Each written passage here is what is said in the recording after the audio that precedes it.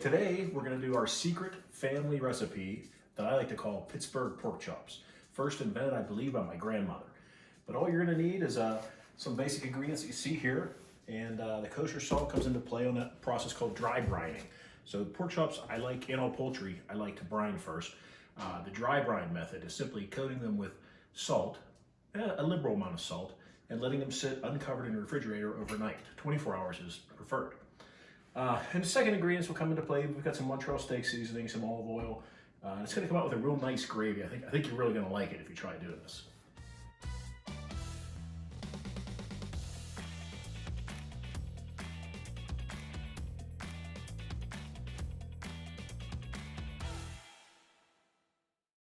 We're going to begin by in a preheated skillet. You put in a little bit of olive oil and a little bit of butter.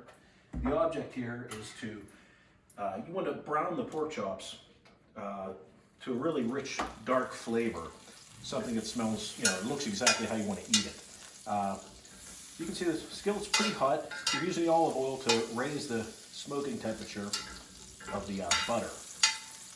We have it pretty nice, and you can see it's bubbling up pretty good there. So now I'm going to just go ahead and start. I should mention to you that I rinse these off with water to get the brine solution off of them, and then pat them dry. You want these to be dry when you throw them in here. No flour, no coating, just naked.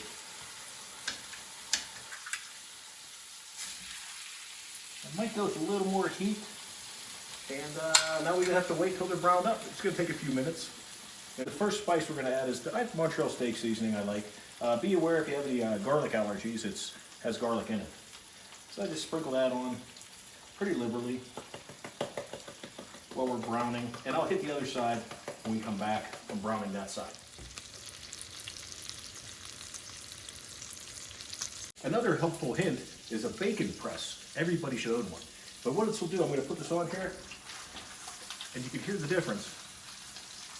And it just gets a nice even brown all across the bottom of the pork chops. I think these babies are ready to flip. Taking the bacon press off. Let's take a look at what we have. Boom. Nice, wonderful color on there. Exactly what you want to see. And again, we'll season this other side. And let's put the bacon press back on because it gives you a nice, even color the whole way around. Otherwise, the meat tends to, kind of cup up and you don't get a good brown all over. I think we're about ready. Let's take a look. See how they're going. Oh, that looks pretty wonderful. Pretty wonderful. And they smell delicious too. Boy, oh boy. So this time, I'm going to turn the heat down a little bit lower. I'm going to take them out of the oil. And now you'll notice I always go with a bone-in chop. So all meat should be bone-in. I hate when I go to a restaurant and you get a ribeye and it's boneless. I mean, what's the point? The bone is where all the flavor is. And that'll come into play here in just a few minutes when we are going to introduce the water. But first, balsamic vinegar. Secret ingredient from my grandmother. It took me years to figure that out. Going to deglaze the pan with just a few, I don't know, maybe that was 2 teaspoons, 3 teaspoons. Swish this around and get all that goodness off the bottom of the pan. Looking wonderful. And now, simple ingredient, water, because you have the pork bones, and you want about enough water to come about a quarter of the way up the pork chop. Hey, that's a pretty good guess on that.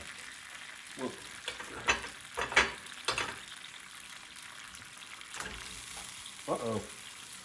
Okay, so now with the heat on low, we're going to put the covered lid on, and we're just going to let them kind of do their thing for about 20 minutes, and they'll be ready. In the meantime, I'm going to be starting a roux in probably about 10 minutes to add to the gravy and to make things all come together.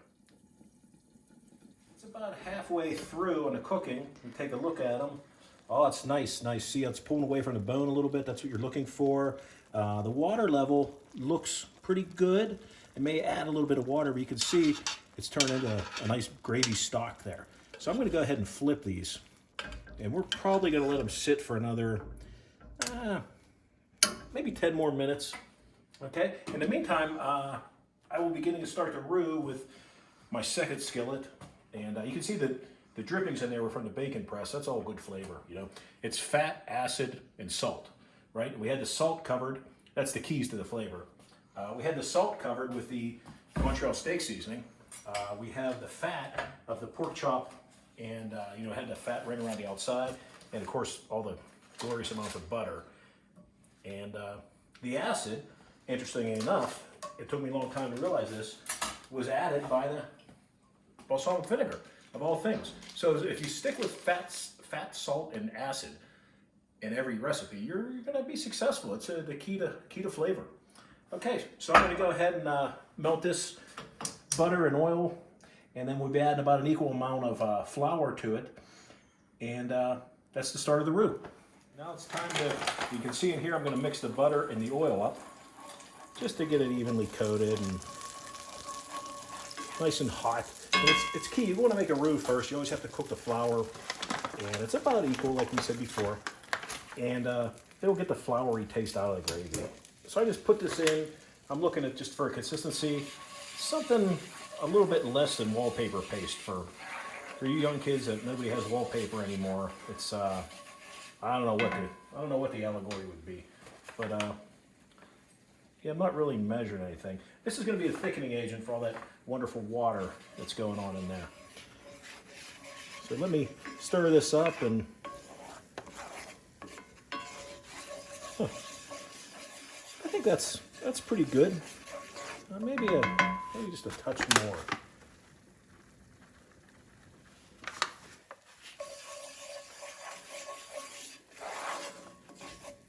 Yeah, that's looking a lot better.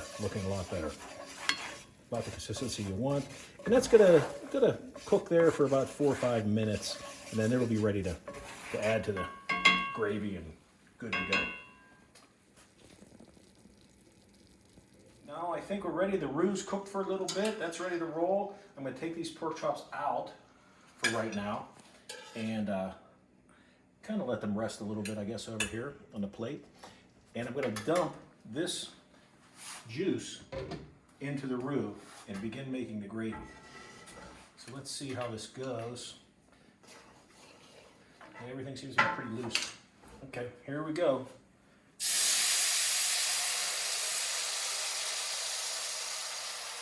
Woo! Instant foil.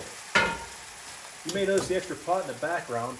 We've got some wonderful broccoli steaming up, and going to serve that with the meal as well. So now I'm going to take this and stir around. Make sure you're mixing that roux in. And you can see that's pretty thick. So this is where the rest of the water comes in.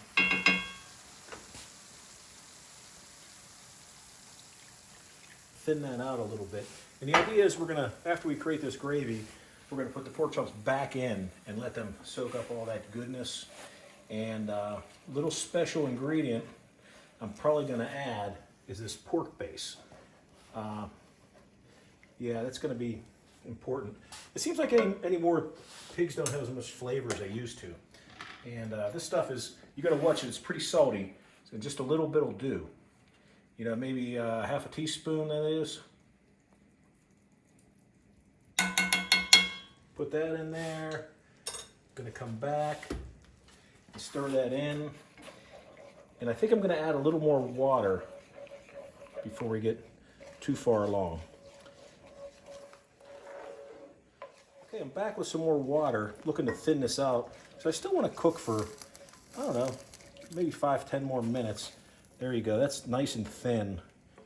Too thin for gravy, I know what you're thinking. But it'll cook off in time.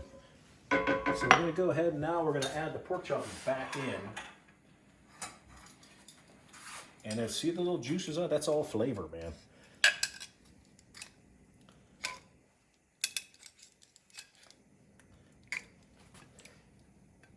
Yeah, and I'm gonna leave the lid off to let that gravy thicken a little bit. I'll probably flip these over here and as we get closer, right before we're ready to serve.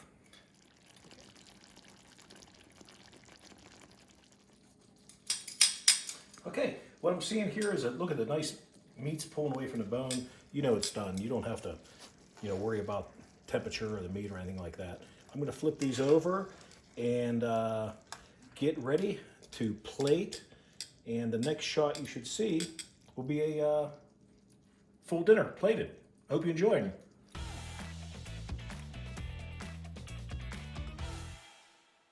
See how it turned out. Ooh, look at that. Wonderful.